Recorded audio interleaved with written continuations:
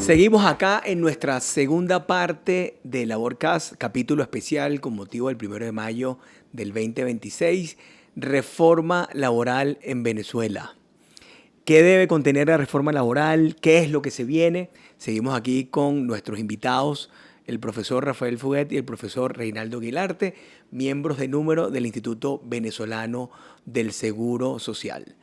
Tema de interés, tema relevante, Reinaldo y profesor Rafael, lo referente a el patrono indirecto, la tercerización, la tan satanizada, Reinaldo, criticada, digamos, e institución bastante cuestionada de la tercerización ilegal prevista en la Ley Orgánica del Trabajo del 2012 de manera muy diferente a como la teníamos en el 97, con cierta jurisprudencia relevante de la Sala de Casación Social, muchos artículos de opinión en contra, a favor, pero sobre todo en contra, por lo que allí se estableció, y hoy en día con una vigencia muy importante que debe ser debatida, sobre todo por todo lo que tiene que ver con las relaciones que se dan en el marco de los convenios operativos, de las empresas mixtas, de las posibles inversiones que se están haciendo en Venezuela en el ámbito petrolero, inclusive posibles inversiones que pudiesen llegar también a las empresas básicas en el área de Guayana.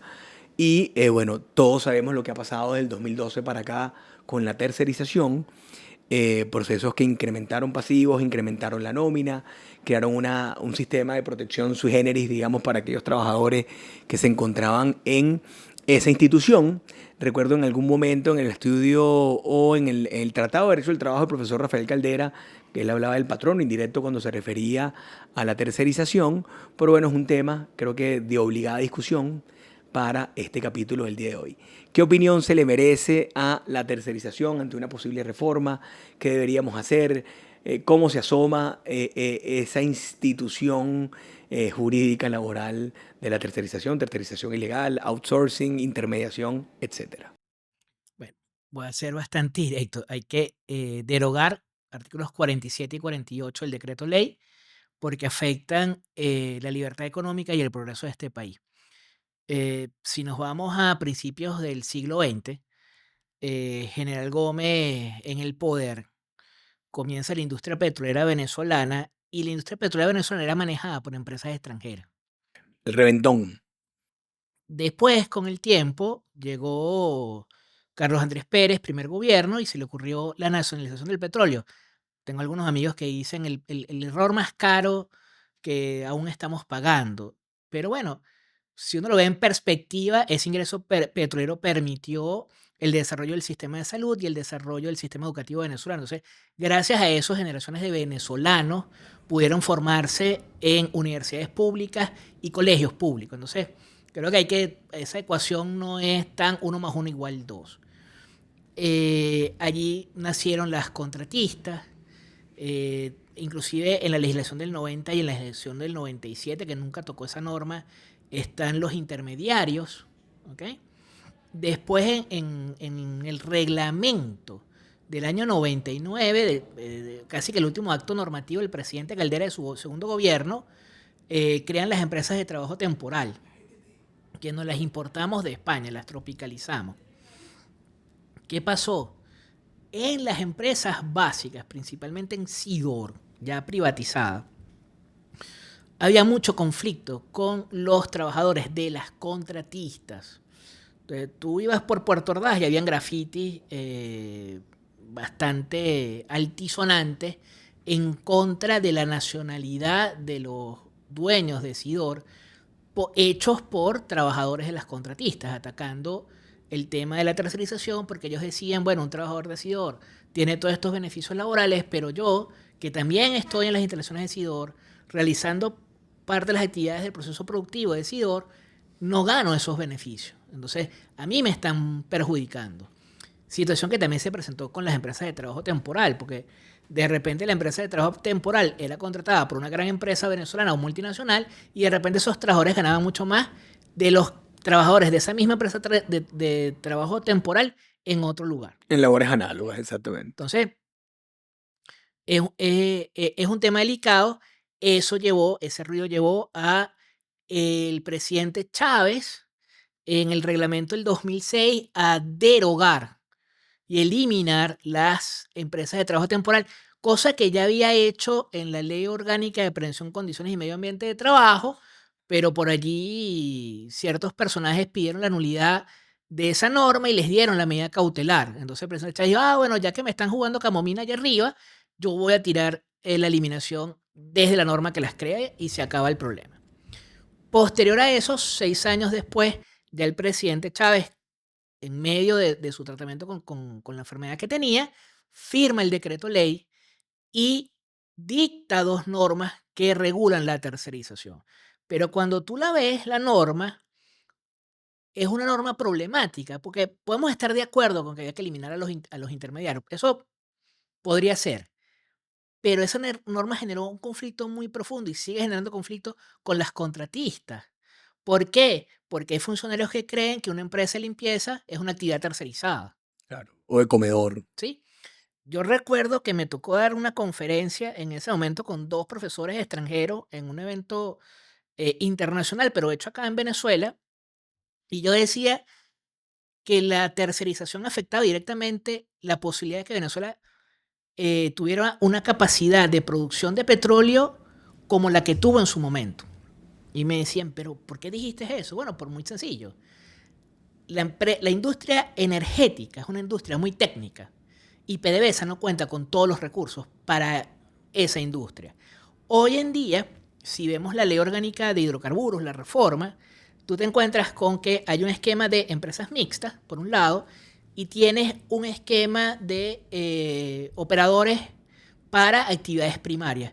Pero inclusive en esas mismas empresas mixtas, el socio extranjero puede ser el que maneje la operación. Así es. Entonces, la actividad petrolera en Venezuela está reservada al Estado. Entonces, le vas a dar a un tercero, y por eso se le dice tercerización, que sea quien se encargue de esa actividad primaria. Si eso es así, hay un conflicto normativo entre la Ley Orgánica de Hidrocarburos y el decreto ley. ¿Ok?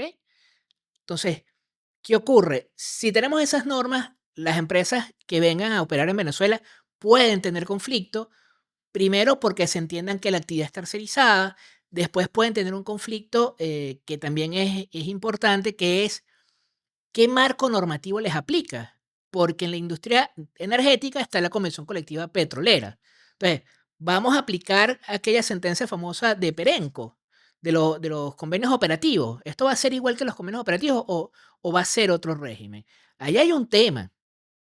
Entonces, para mí hay que eliminar esas 2 normas porque no tienen ningún sentido. Fíjate, en la industria licorera, a mí me gusta mucho ese sector económico, eh, la No solo por lo mayoría, laboral, ojo.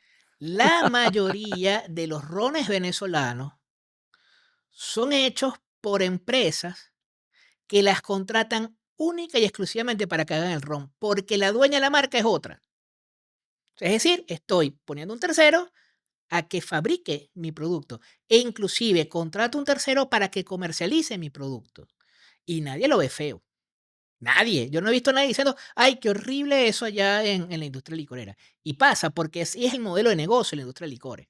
Entonces, por ejemplo, en la industria de empresas de consumo masivo, ¿qué sentido tiene que la empresa de consumo masivo tenga que tener el distribuidor? Claro, la comercialización, exactamente. Eso se lo puede dar tranquilamente a alguien que tenga la experiencia en eso. En estos días leía que una importante empresa venezolana había negociado con una empresa en el estado de Anzoátegui la distribución de su café a nivel nacional. Entonces, uno de los problemas de esa empresa de café era la distribución del café. Entonces, no podía llegar a otros mercados.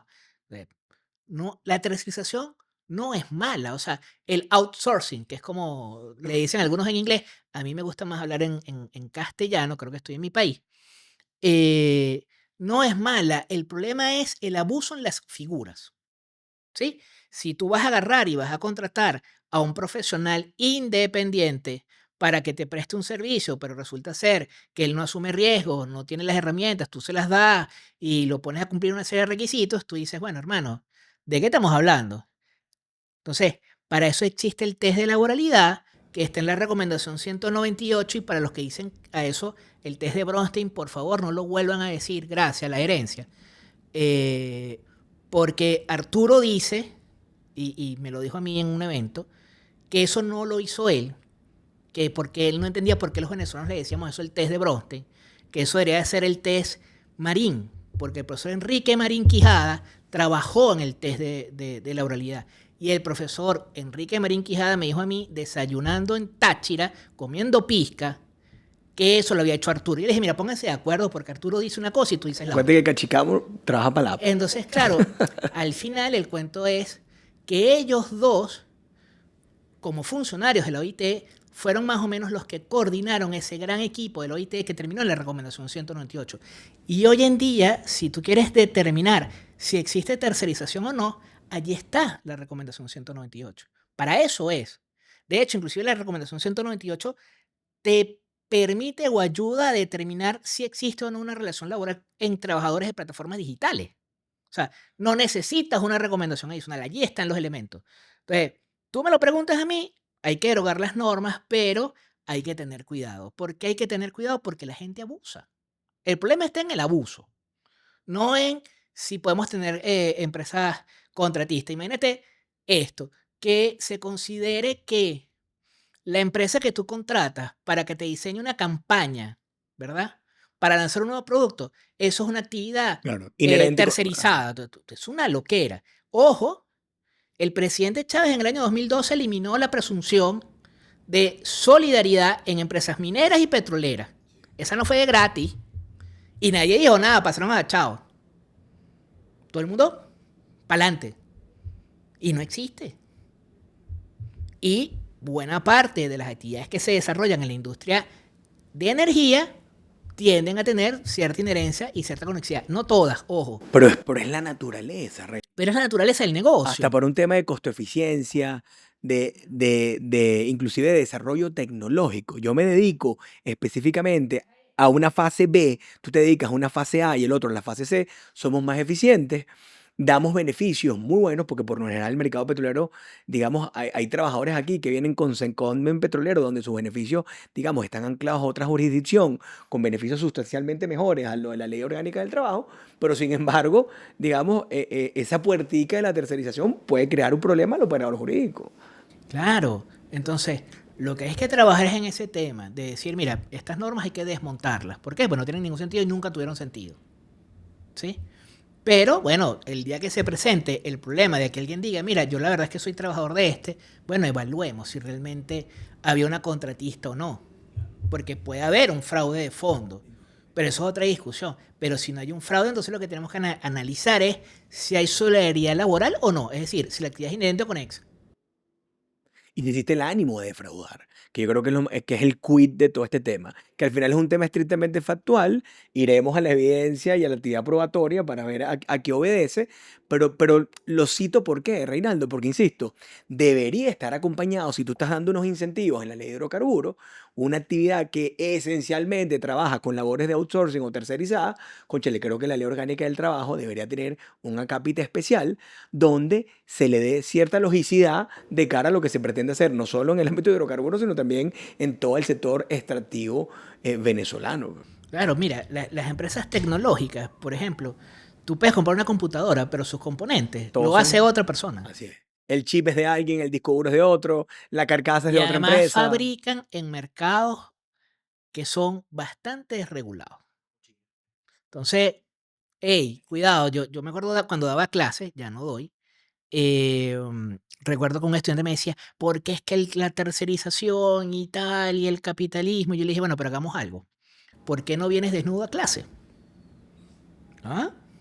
Profesor, mira, ese par de zapatos los hacen en India, aquello es Habla. en China y ninguno tiene marco laboral. Entonces, si tú realmente sientes que defiendes los derechos de los trabajadores, ven desnudo a clase, porque te estás poniendo unas marcas, pana, que la hacen en lugares donde explotan niños, mujeres.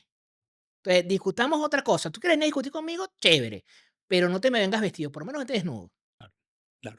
Pero es un reto relevante, sin duda es un reto Es relevante. un reto, es uno de los retos que va a tener la reforma y ese tema hay que atajarlo en el corto plazo.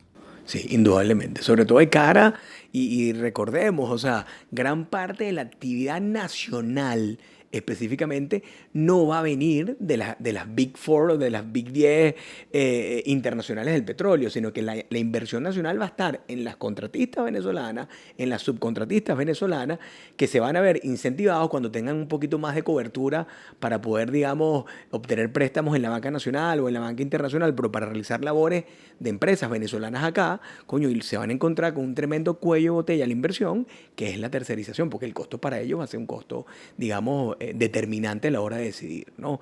Y eso es un punto que sin duda vamos a tener allí. Profesor Fuguet, con relación a las relaciones colectivas de trabajo, que sé que es objeto para que hagamos un podcast completo, ¿no?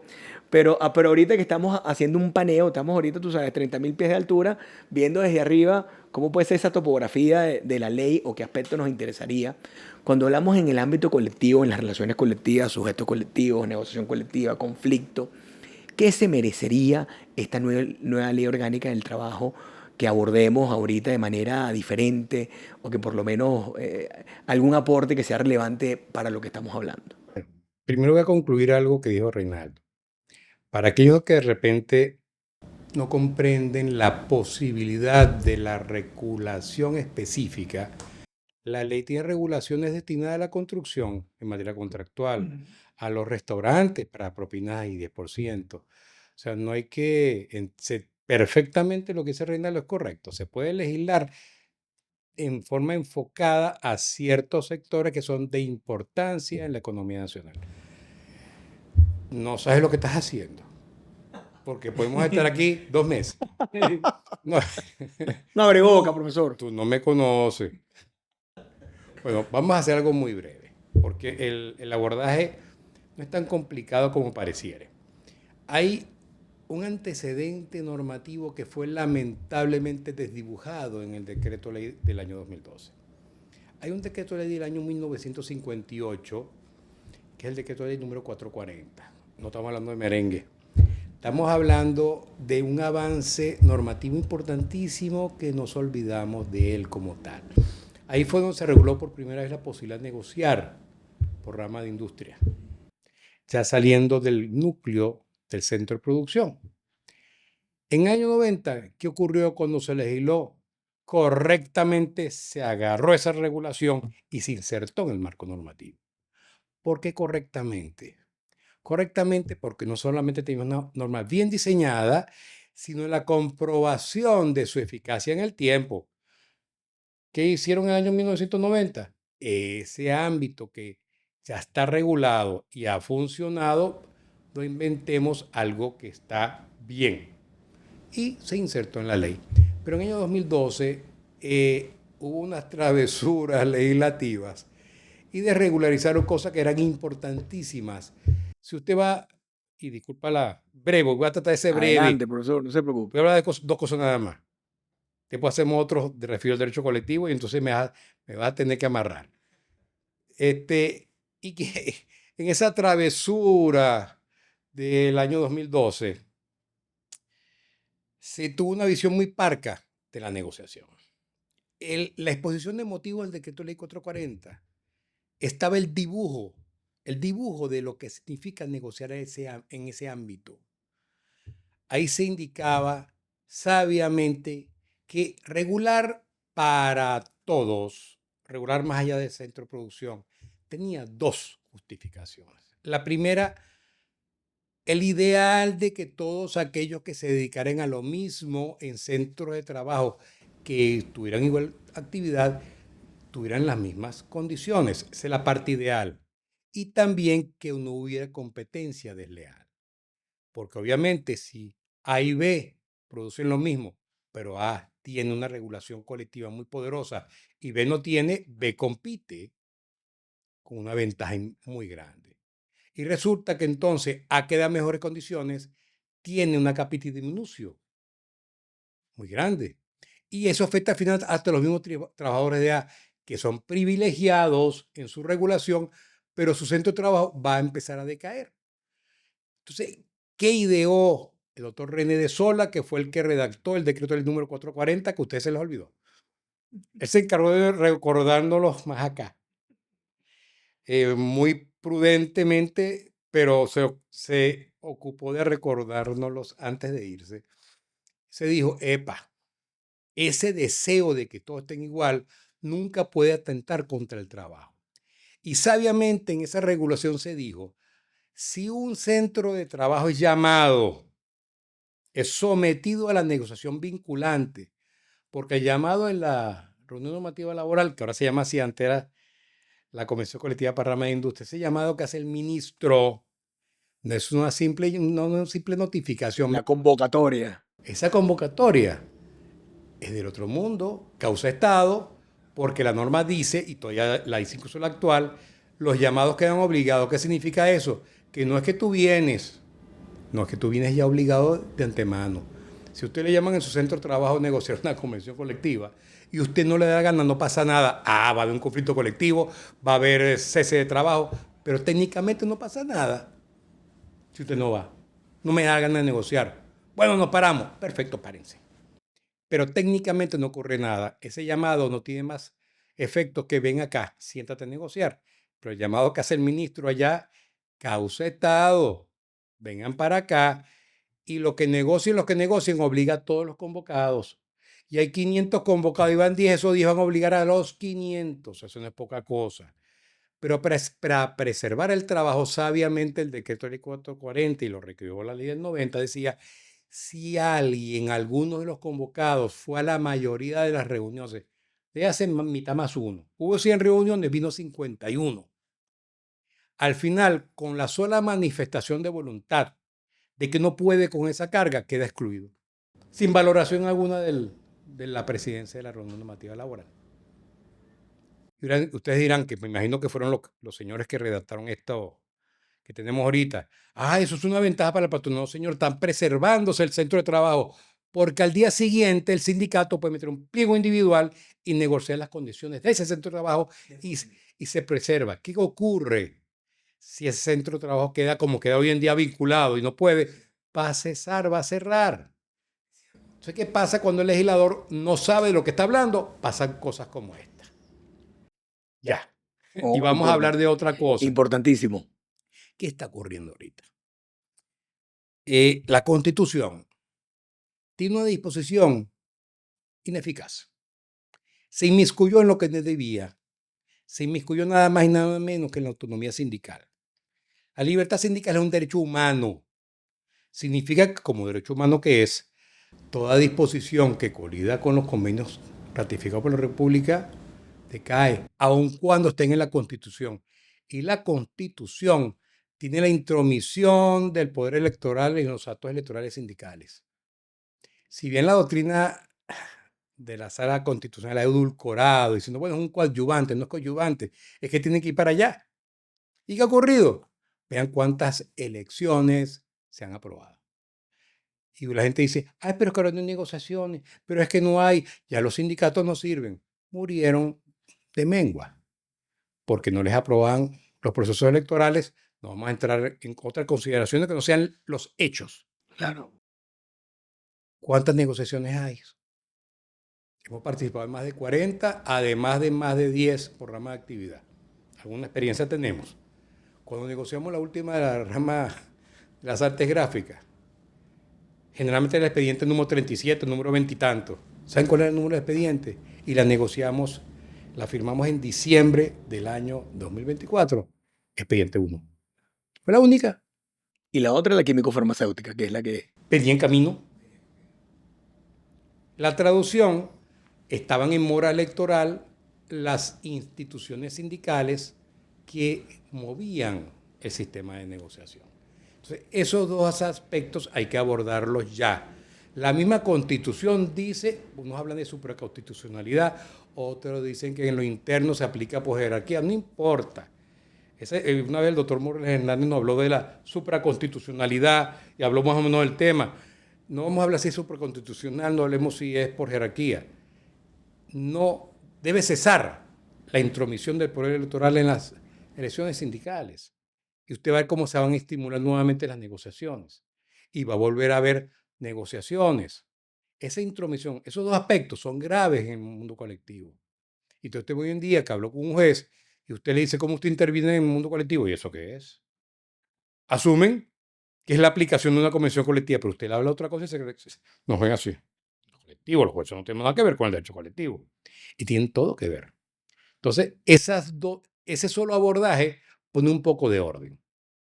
Con lo que hay, allá habría que modificar la ley y retomar el espíritu de lo que es una negociación, una convención colectiva por rama de actividad.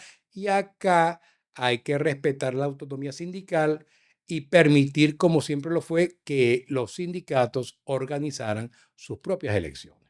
Con esas dos medidas, y te repito, para otro podemos extendernos. El tiempo no nos va a permitir.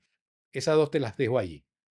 No, muy útil. Reinaldo, desde el ámbito colectivo, ¿qué te gustaría en adición a lo que dice el profesor Fuguet, Mira, que son muy válidas? voy a tomar una idea que tiene allí Rafael sobre el tema de la mora electoral, ¿no? Para que en un país realmente exista un sistema democrático, tú tienes que tener libertad de expresión, libertad económica y libertad sindical. Venezuela tiene un problema muy serio de libertad sindical, pero lo tiene porque los políticos siempre se han intrometido en el movimiento sindical. Está muy ¿Ok? patrimonializado. Entonces es una cosa como que los dirigentes sindicales siempre han sido miembros de algún partido político.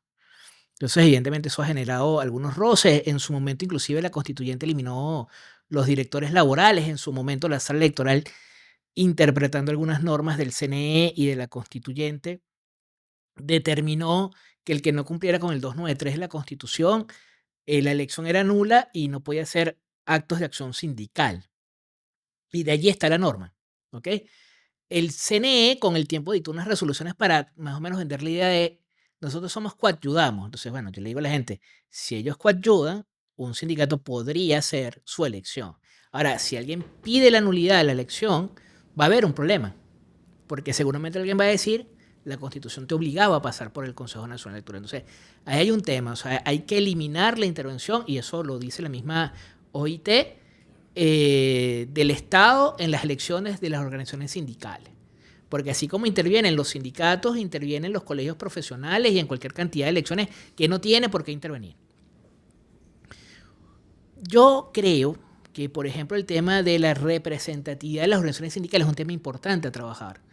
¿Por qué? Porque no es posible que un sindicato que no tiene la mayoría absoluta de los trabajadores te obligue a ti a negociar colectivamente. Eso es un sinsentido.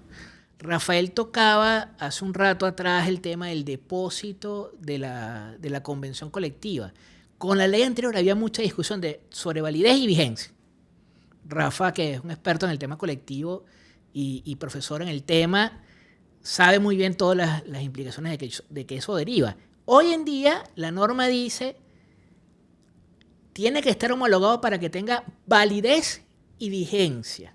Entonces imagínate tú que tú firmes algo y alguien te pretenda reclamar el cumplimiento de una cláusula de la convención colectiva que no está homologada. No puedes reclamármelo. No existe. El otro tema está, y porque me tocó trabajarlo en su momento, esos procesos por crisis económica o cambio tecnológico. Esa es una norma que inclusive está en la ley del 90, pero que hay que perfeccionarla. El 148 hoy. El 148, eso hay que perfeccionarlo. ¿Sí? Porque, bueno, se vieron algunos detalles con el tiempo y habría que, por ejemplo, tener más claridad con el tiempo en que puede durar un 148. Porque fue pensado para decir, no, puede durar hasta que termine la convención colectiva. Pero una cosa es la duración de la convención colectiva, otra cosa es la duración de la crisis que tiene la compañía cuando estamos hablando de un tema económico. O sea, eso no se soluciona de hoy para mañana.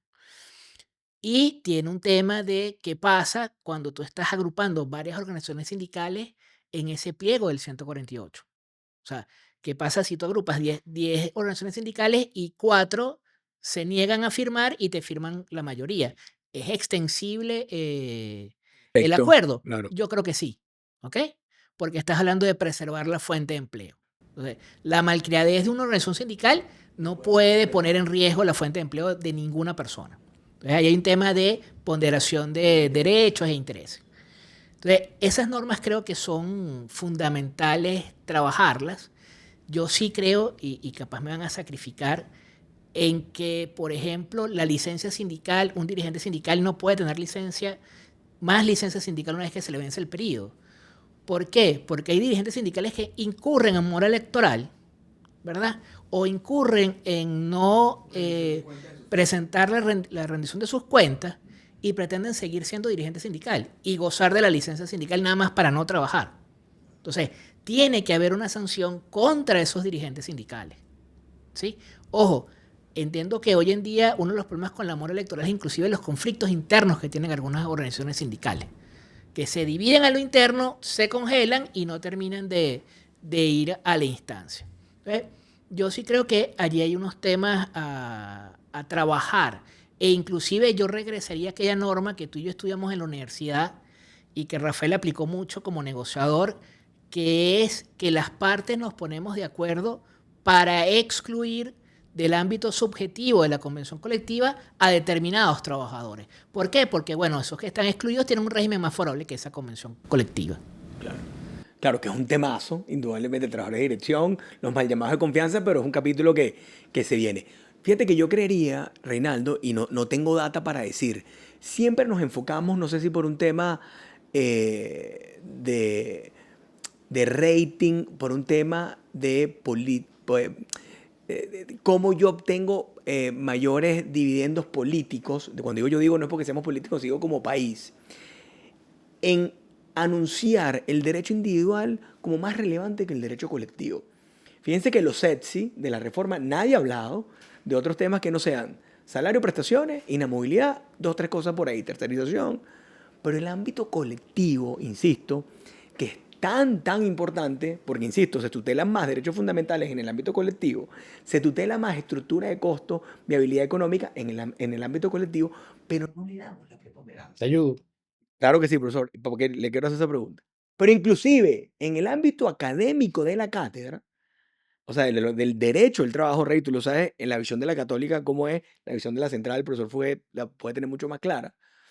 Coño, pareciera que el derecho colectivo es como derecho espacial, no sé si me explico. O sea, un derecho como que no es muy claro, se sabe muy poco, mientras que el individual es como más potable, más digerible. Pero yo sentiría que debería ser esa priorización al revés.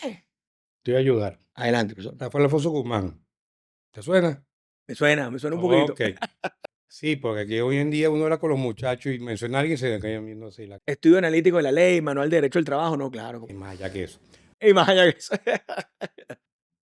Compartimos muchas veces tarima y él tiene una expresión que yo casi que no la grababa, pero se me quedó aquí, la uso mucho en clase. ¿Qué decía él? El verdadero derecho del trabajo es el derecho colectivo. El derecho individual es el derecho civil edulcorado con el principio de favor y el indubio pro operario. ¿Okay?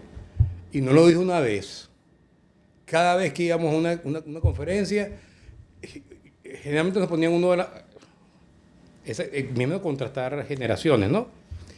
Pero a él le encantaba, no sé por qué, lo zumbaba allí. Y yo decía, muy bien.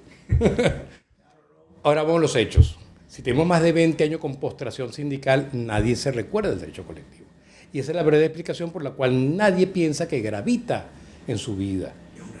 Entonces, y es lógico, si ya para ti eso no existe, porque vas a pensar que en una reforma legislativa hay que dedicarle tiempo a algo que no se usa. Claro, sí. Esa es la explicación fáctica. Claro, pero relevante, muy relevante. Puesto, pues al fin y al cabo, ¿cuáles son las regulaciones? Mi vida, ¿cómo se va a llevar? Para eso son las normas. ¿Cómo vamos a nosotros a interactuar? Si ese fenómeno, con todas las implicaciones que tiene, no se está materializando, ¿para qué? No me importa. Esa es la explicación fáctica de por qué la gente no toca el tema.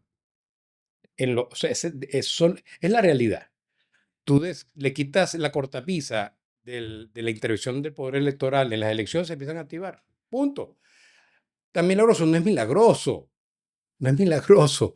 La dinámica nuevamente agarra esas instituciones que están adormecidas, se reactivarán, se crearán unas nuevas. Hay que flexibilizar la actividad administrativa respecto de los sindicatos. Está muy complicada.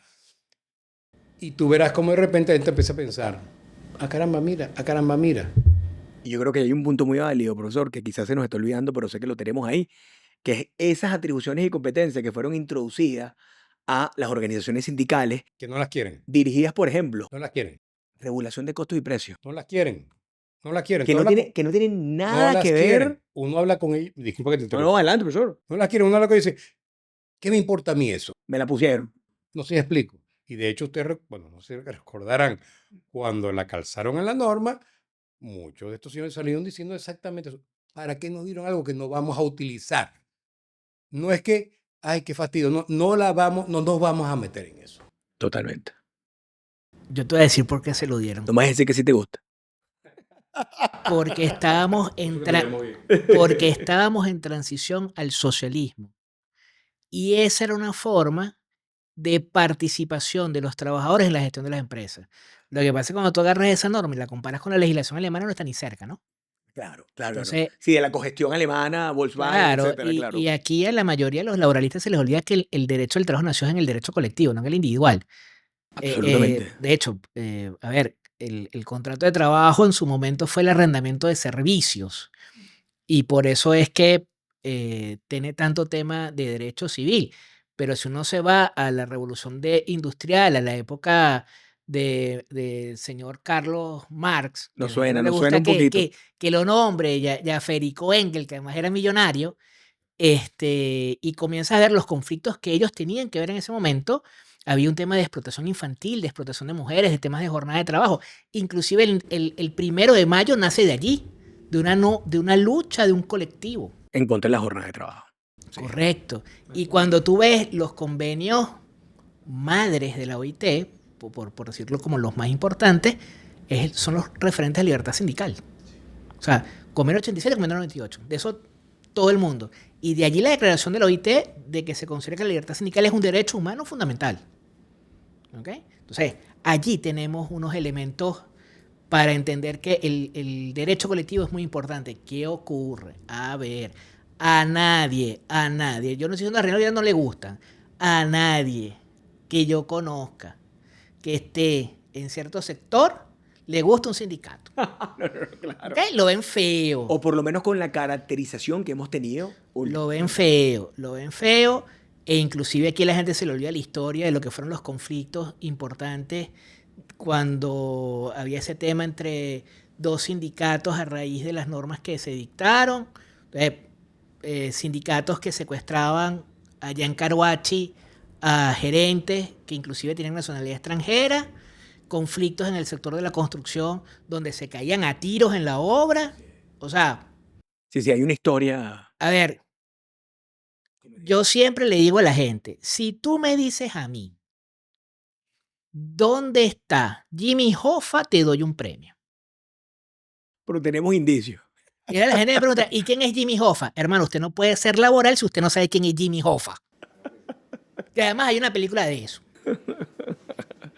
Chicos, para terminar, porque de verdad que es súper agradable, profesor. Muchas gracias, profesor Fuguet, por haber venido. Aparte de ser profesor de Jesús y Simón, también miembros aquí de Labor. Un gusto conocerlo. Reinaldo, amigo de hace muchísimos años.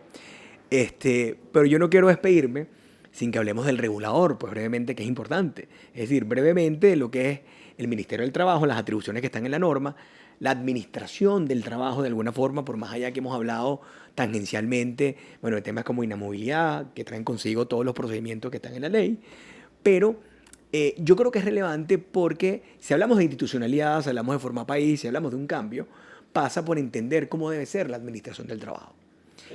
Adelante, profesor. Por los años entenderán, después de más de 40 años, que hemos visto etapas.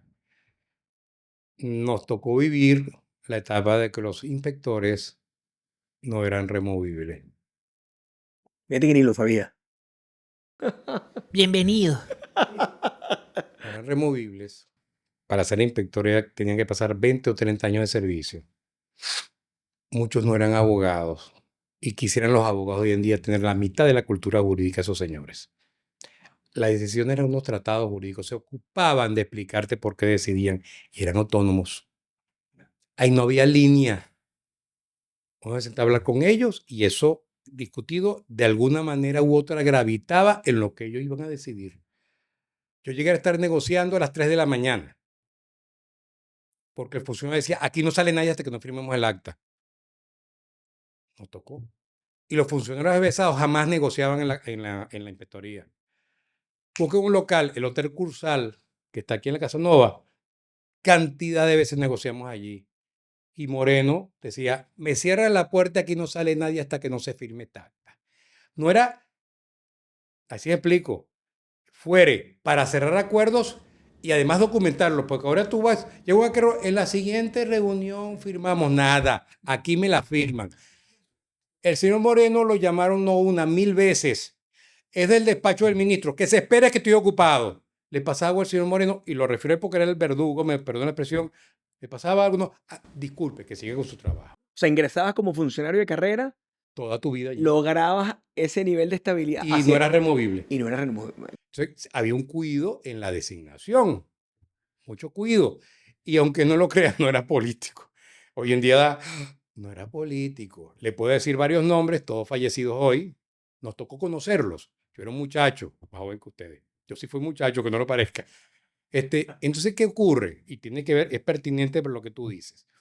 Si tú tienes una administración del trabajo que está haciendo su labor, otra anécdota, y disculpa que interrumpa, yo tuve la suerte, yo he tenido mucha suerte, chicos. Ustedes no saben quién es el doctor Manuel Álvarez Loreto, y sé que no lo saben, y es grave. El doctor Manuel Álvarez Loreto es el consultor jurídico del Ministerio de Trabajo, fue presidente de la academia. Y yo tenía 26 años, no me expliquen por cuál razón, un día me invitó a una reunión del despacho. Y como si fuera ahorita, recuerdo que reunió con los funcionarios y a 4 o 5 que por alguna razón nos invitó, que teníamos derecho a vista, no podíamos hablar. Y cuando arrancó, ¿qué dijo? Con la autoridad que él tenía. Los jueces laborales nuestros lo invocaban en sus sentencias. Imagínate. Recuerden, muchachos, que este es el Ministerio del Trabajo, no de los trabajadores ni de los patronos. Este es el Ministerio del Trabajo. Nuestro trabajo es acercarlos, es resolver sus inconveniencias. Ese es nuestro trabajo. No estamos para proteger a ninguno de los factores, es acercarlos para proteger a la sociedad. Eso se me quedó grabado en el ADN. Entonces, de ahí venimos. Yo creo que yo soy uno de los poquitos que queda de esa época. Esa formación tiene que rescatarse. Porque si tú agarras al funcionario y dices, lleva, tu trabajo es eres un servidor público, tu destino es componer los problemas de los sujetos que están en conflicto, que tienen su diferencia, se orienta distinto. Tú no vas a ser removido porque no sigas línea. Opera distinto. Te sientas con el jefe de sala y dice, ya va un momentico, tú me tienes que admitir la prueba, opera distinto. Tú tienes que abrir la prueba. Mira, aquí no aprobaron el despido, tiene que ser sin lugar en unos informes, opera distinto. Entonces el derecho es el que prevalece. No es la influencia, no, es el derecho. Y la sociedad opera mejor. Primera observación va referida a eso. Hay que atacar ese factor intangible. La institucionalidad, que al final son personas. Pero veo que ustedes no sabían que no eran removibles. Yo no lo sabía. No sé si tú, Rey. No, porque eso es de los años 1600, cuando el tirano mandó. Eso sonó a una canción. Allá en los años 1600. Moca con los derechos de autor, ¿oíste? Él es capaz de violar eso y mucho más. Por eso que nos llevamos bien. Los matrimonios cuando la gente no es igual, se llama mejor, ¿verdad? Bueno, Reinaldo eso y yo tenemos dicen. una buena relación por eso. Somos muy distintos y por eso nos llevamos muy bien. Atacaría primero, aunque ustedes no lo crean, no es la ley, eso. Segundo, entender para qué son los procedimientos. El 503 de la ley, por Dios, ¿qué sentido tiene? Si el patrón se defiende y dice que es incompetente, somos incompetentes, pero no va, lo declaran confeso y condena.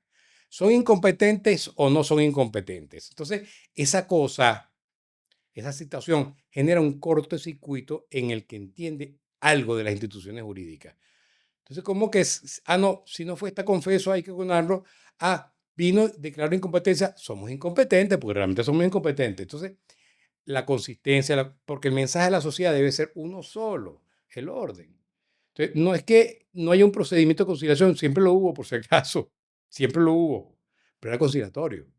¿A que era no eficaz? Bueno, ataquemos el procedimiento, mejorémoslo. Pero eso de violar o no, de hecho, una vez estuve en un congreso de la institución y un gran amigo que era miembro de NURO y fallecido dijo, bueno, es útil porque los trae y aunque sean incompetentes, no, si no son incompetentes, son incompetentes, ¿vale? Porque genera más confusión que luz. me parece, es una opinión personal. Hay que atacar, el 425 tiene que ser derogado, va en contravía de todo orden jurídico. El derecho a defensa está olvidado.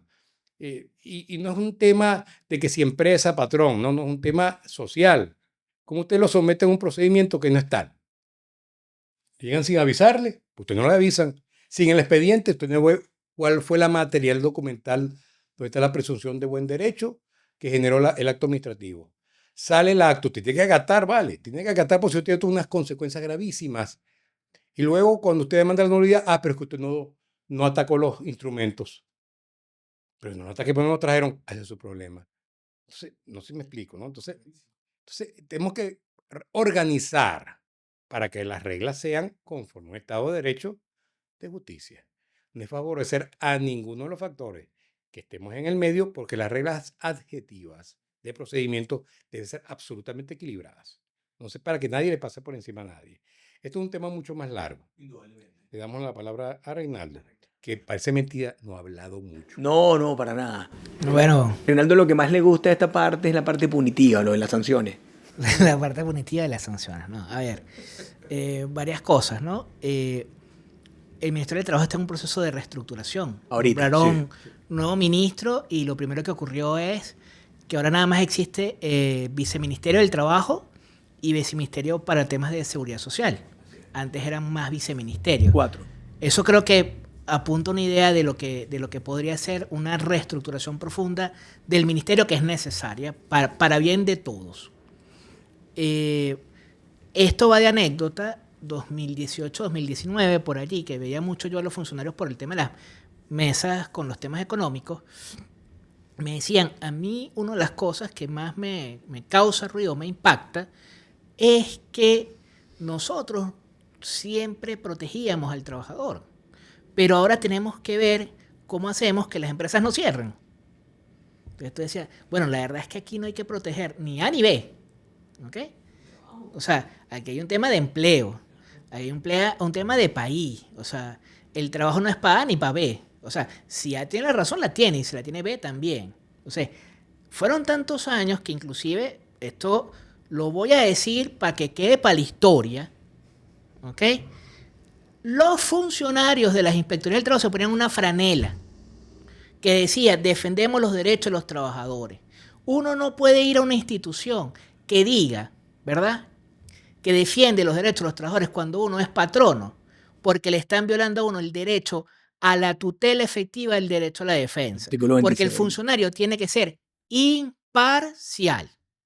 Yo no tengo problemas con temas de ideología. Usted puede ser de centro, de derecha, de izquierda, lo que usted quiera, hermano. Usted quiere ir por desnudo por la vida, vaya.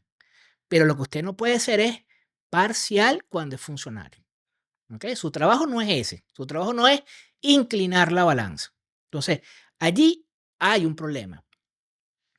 El otro problema es que para mí la Inspectoría del Trabajo, o mejor dicho, la Administración del Trabajo, no debería conocer del procedimiento de reclamo. Eso no tiene ningún sentido. El 503. Además que no tiene la estructura, una mega violación a la Constitución.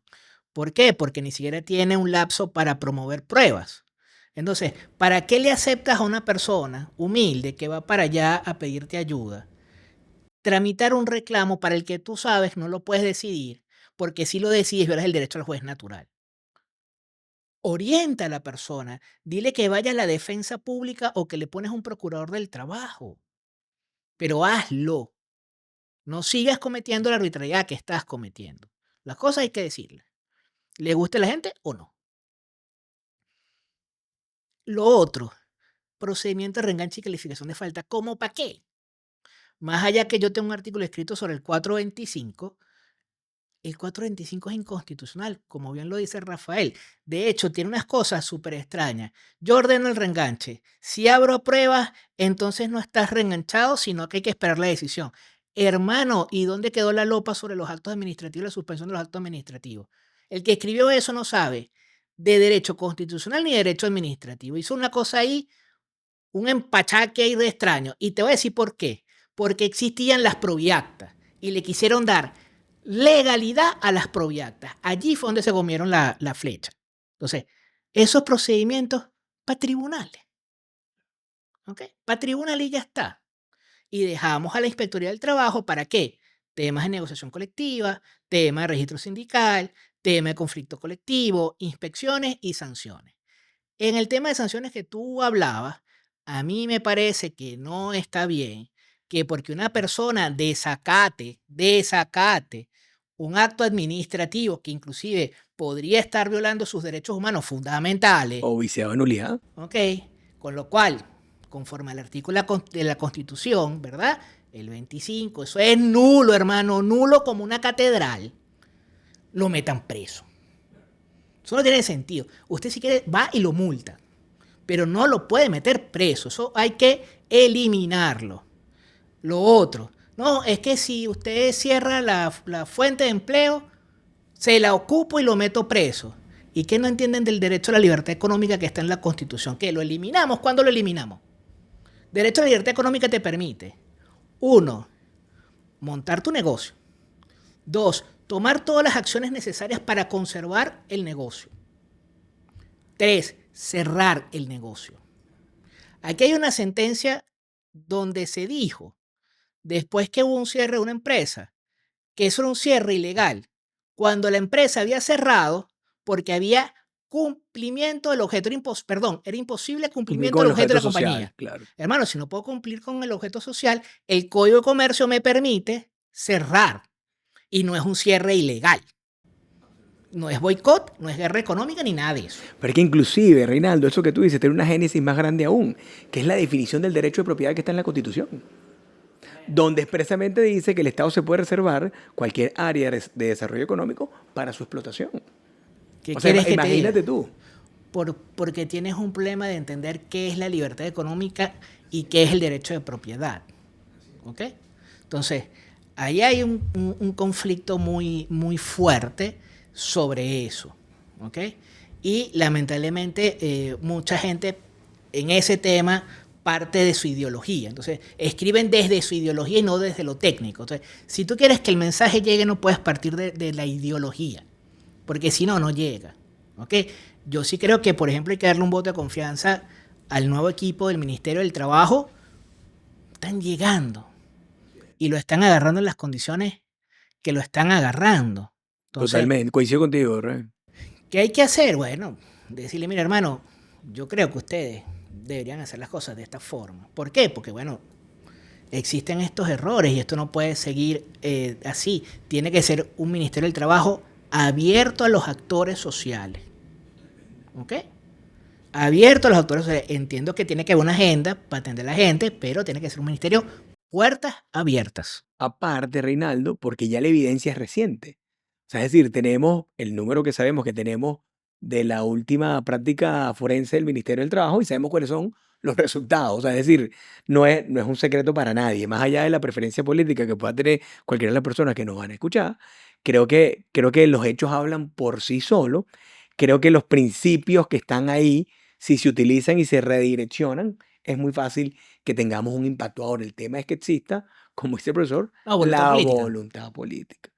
Y quitarnos esas limitantes ideológicas, quitarnos esos sesgos, porque al final del día son unas creencias limitantes muy grandes, coño, para darle apertura sencillamente a lo que es la protección del trabajo y el crecimiento económico, que al final del día es lo que deberíamos apuntar, sobre todo de cara a lo que estamos. Señores, ya estamos de salidas. Primero, bueno, darles las gracias nuevamente por un capítulo bastante largo, es más largo que hemos hecho, pero bueno, creo que es importante por lo que se avecina. Agradecerles primero que nada, profesor Fuguet y Reinaldo, que es segunda vez que viene acá, esté en su casa, cuando quiera. Esta plataforma la podemos seguir usando para estos temas, no, pero se lo digo en serio. Y bueno, ya nos estamos despidiendo, así que cualquier comentario, información de interés que quieran decir, bienvenida. Vamos pendiente para el evento sobre derecho colectivo. Se viene, pero es un evento privado. No hay problema, eso no va a ser colectivo. Esto no va a ser cuidado. No, bueno, nada, en verdad que gracias, Carlos, por la invitación al podcast, a Rafa por venir a compartir sus ideas y la historia. Esto hay que grabarlo. Patrimonio. Esto es Dinosaurio. patrimonio de nuestro país, tiene mucha historia atrás y creo que tiene que quedar para las próximas generaciones para que entiendan lo que fuimos, lo que somos y lo que podemos ser. y vamos a darnos un voto de confianza. Vamos a tratar de hacer llegar las ideas a esa gente que está allí en esa mesa de diálogo social. Creo que es Absolutamente. importante, o sea, hay gente que le encanta salir en cámara o que le tomen la foto. Si usted no está dispuesto a que le tomen la foto o si usted tiene ideas, hágalas llegar, Totalmente. preséntelas, Totalmente. porque es el momento que el país necesita a todas las fuerzas que tiene unidas para la recuperación de este gran país. Absolutamente. Cuenten con esa plataforma o esta pequeña plataforma, humilde plataforma para ello. Y bueno, a los de Laborcast, muchísimas gracias por seguirnos. Preguntas y comentarios, déjenla abajo en el feed que con todo gusto les responderemos. Agradecidos. Este capítulo, bueno, creemos que es un capítulo muy importante, histórico. Y como siempre, muchísimas gracias por seguirnos. Dennos like y seguimos adelante con lo que es documentar y llevar adelante todo nuestro proceso histórico de ideas, de factores, de doctrina, de todo lo que queramos hacer en el mundo del derecho del trabajo y las relaciones laborales. Así que un gran saludo, gracias a todos.